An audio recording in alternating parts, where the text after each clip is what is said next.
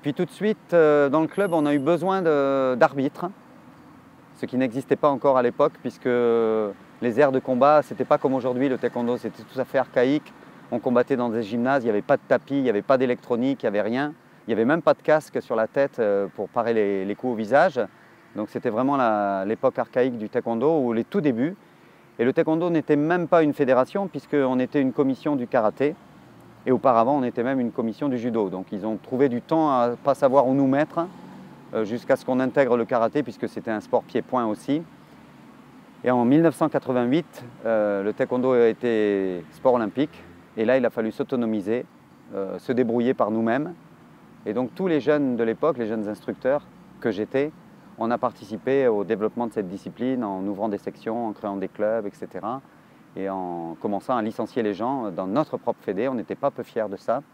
Et du coup, c'était vraiment un pari et un enjeu très intéressant à l'époque de participer au début d'une fédération. Donc en 2000, je suis devenu arbitre international, arbitre mondial.